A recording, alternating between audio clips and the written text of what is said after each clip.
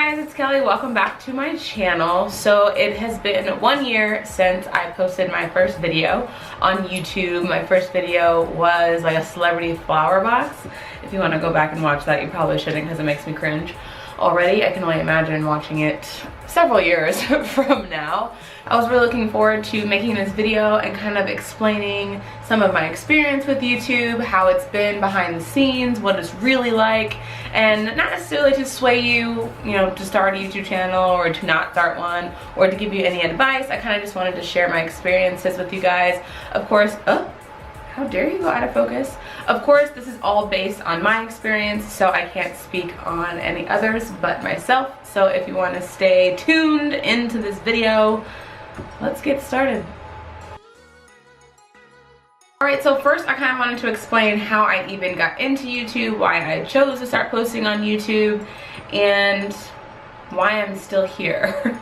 Like I said previously, I have been on YouTube for 1 year now, but 2 years ago, back in 2015, my husband and I, k.mcfall IV, I will put his name right here, he's also a YouTuber, we started a videography company. His father was a photographer, but he kind of found that he liked videography better, so we started a company. So obviously when you start a videography company, you have to acquire studio equipment. You have to acquire lighting and sliders and glide cams and tripods and cameras and lenses, and the list goes on. So obviously with all of those things mixed in with wedding season, that is not a constant throughout the year kind of thing. Once it hit about October, I think, of our first year, we had all of this downtime. So my husband decided that he wanted to start a YouTube channel, and I kind of just did the same thing. I would definitely look into getting a camera. Right now I am shooting on the Canon G7X. I'm like squinting, like trying to look at the bottom of it. That is like a more of a point and shoot type camera, but it has the flip up screen. A lot of other YouTubers have it, you may see it. It's a really popular vlogging camera. So that's what I'm shooting on right now, and it means where I'm talking to you like one-on-one like this for my intros and for my outros. I'll usually use a bigger camera, but I just didn't feel like setting that up today. So that's why I'm shooting on this smaller one, and it's just easier. I don't even have a tripod set up. Do y'all want to see what my setup is right now? I'll show you. Look at this, bam. I'm using our Phantom 4 box and a, what is this? I don't even know what that is. Oh, a battery pack. And I have the camera sitting right on top of it. Obviously I can't show you the camera because I'm shooting with the camera. Besides investment, as far as equipment goes, if you are a DIY YouTuber or a fashion YouTuber like myself, you obviously have to invest in the supplies that it takes to make your DIYs. Because I knew I wanted to go into this, and DIY is something that I do anyway, and most of my house decor DIYs, I use them around my house, so I feel like it's a good investment because I'm using it as decor anyway. There is still money involved. Like, you still have to buy those items, and if you're posting videos every week, you are going to be purchasing things pretty much every week, every month. Maybe if you do like one big shop for all the videos that you're gonna have coming up, it kind of just really depends, but there definitely is a money investment when it comes to supplies. The other side of, my voice just went away. So the other side of investment is your time. Right now I have probably been filming for about 20 minutes or so, and this actual video, at this point of the video, I may be, I don't know if I'm even 2 minutes into the actual thing that you're seeing after I edit everything. You sit down and you kill it, you just do everything in one take, and you're like, yes, I'm done, and you can possibly get a video done maybe in an hour. I average about 2 hours of sitting down filming time, and that's pretty much when all of our lights are already set up, the tripod's already set up. So add about 30 minutes just for like the setup portion of it, and you're looking at a solid 2 hours of just filming. I will say that it does get a lot easier as you continue to make videos, but there's some days that I sit down and I can't even talk. Like, I don't know what I'm saying. That is like the everyday of filming. You start talking and your mind just starts saying these things that don't make any sense. But when you first start, you will find that it's kind of awkward. I'm shooting right now, shooting my eyeballs into this lens. I'm looking up at myself because of course the screen is on top, but I'm looking dead into this lens, looking into your soul.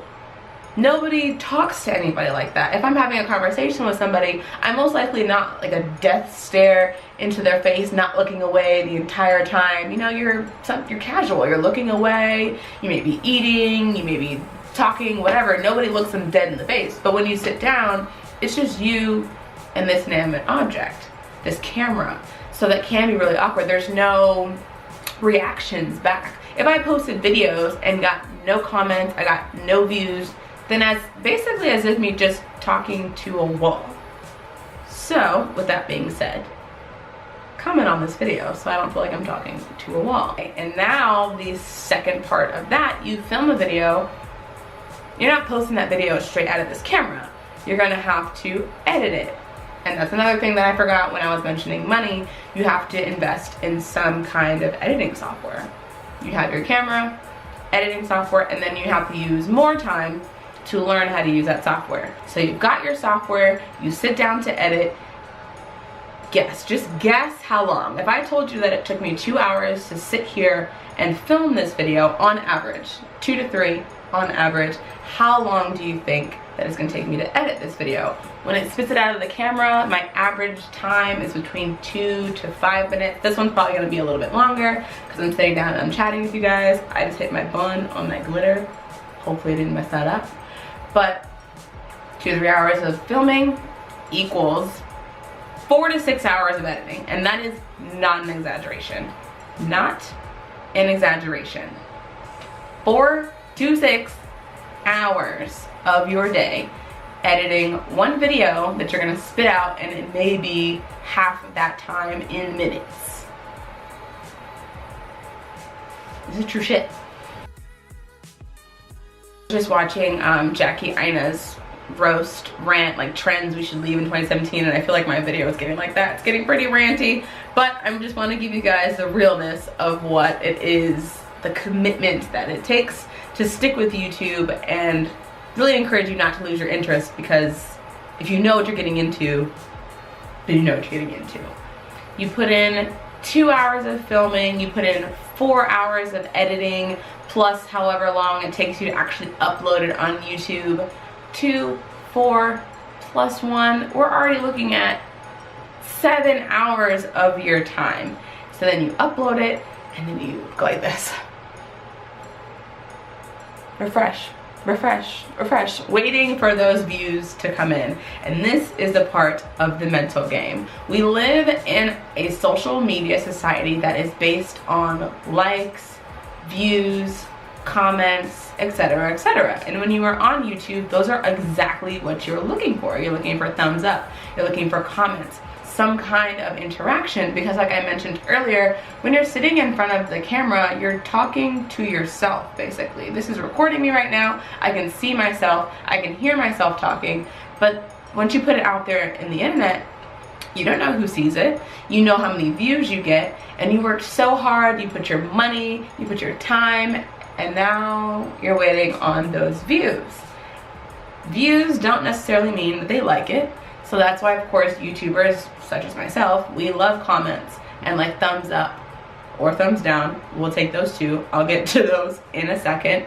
So it's really a mental game. As hard as you try, like, I'm just gonna go and upload this video, I don't care if anybody likes it. Yes, you do.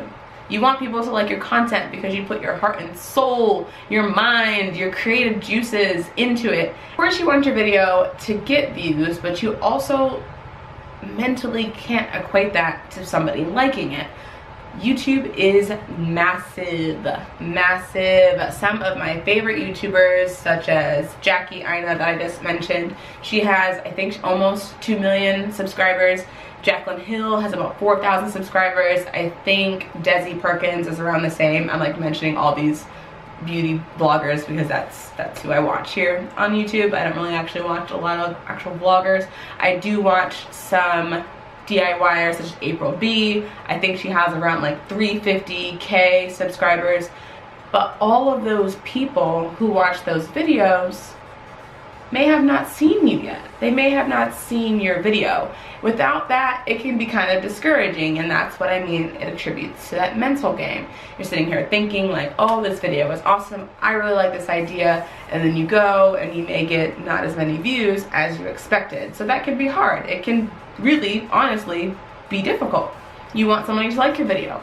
You want them to keep watching it and comment on it and tell them that you like it, but sometimes it just doesn't happen. There are so many YouTubers out there. If you are somebody like me who watches YouTube, I think I discover new YouTubers that have millions of subscribers at least once a week. And I haven't even heard of them. Can you imagine somebody who has 2 million subscribers and I've never even heard of them? Or if I go and, you know, I'm sitting at brunch or something talking to friends and they're like, I'm like, oh my gosh, have you watched so-and-so? And they're like, who? Like, the world is so big. So just because you don't get views on your videos doesn't mean that it's not good. It just means that it hasn't been seen just yet. And another thing, my highest viewed video is my $7 summer slides video. I put that out at the tail end of like the trend. I just really wanted to do it. I had some good ideas that I thought would be nice, people would like. But that video didn't take off until I would say maybe 4 months after I even posted it, and it started trickling in kind of fast at the beginning. It's still really getting views, so I appreciate everybody who has shared it. That is my most shared video as well, but it takes time. It takes time for people to see it, and it takes time for YouTube to push you out there like everybody else who has millions of subscribers. And one more part of what I call the mental game is negative responses. That can come in the shape of a thumbs down on your video, which typically means I disliked this video. I remember at one point I definitely had a troll after me because I would upload a video and it wouldn't even be up for a couple of hours and I would already have thumbs down, and that was on every single video. So I don't know who that troll was, but I was like, whatever. Nobody wants that. Nobody wants a negative comment, and if it's not a clickbait comment, just generally negative. Someone talking about the way that you look or the way that you sound, or that they thought it was ugly, whatever. I've had a couple of those. Some, I will be honest, I did delete them because I was like, no, skirt skirt, we ain't having this negativity today. And some of them are still up there. They're stupid. You can't even see the person in the thumbnail, and if there is a person, it's probably somebody that's fake.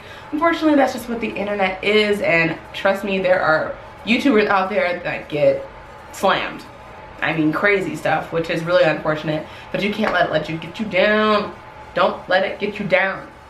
It's no big deal. It's just people typing on a keyboard.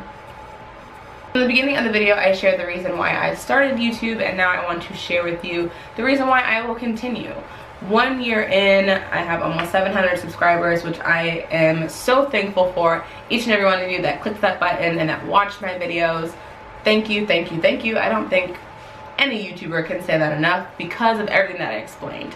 You put a lot of time, you put a lot of money, you put a lot of creative juices into making these videos and wanting to share them, and it's a big deal. So when people actually subscribe and they want to watch your stuff and they comment on it, it feels really, really good. Another reason why I'm going to stay is because I just like it. I enjoy being able to create online content. Definitely a 2018 YouTube goal is to just stay consistent. I try to post weekly, but of course life happens, and I would never put YouTube in front of my life if it's someone that's serious. So gonna be more consistent this year. I already have the next 7 weeks of videos planned out. That's something just to add on to the tail end of this video. Something that helped me was just putting my ideas out the second they come into my head. I have a notebook that I keep at home, and I just write ideas down. I always get my best ideas like at night, like right before I go to bed. I don't know if anybody wants to try that. And I appreciate everybody. Be sure to subscribe if you liked this video. Let me know what you want to see down below. There is no other way that I can pull it out of you guys. Comment. Let me know what you think. Let me know what you want to see, and I will definitely bring you guys some inspiration. It's almost 8 o'clock, and I think I'm gonna have a PB&J for dinner. That's like hashtag adult life, right? Like make your own choices, like YOLO, like just do it. I think I'm gonna have a PB&J for dinner. Do you want one? I'll make you one. Let me know down below if you want a PB&J. Let me know.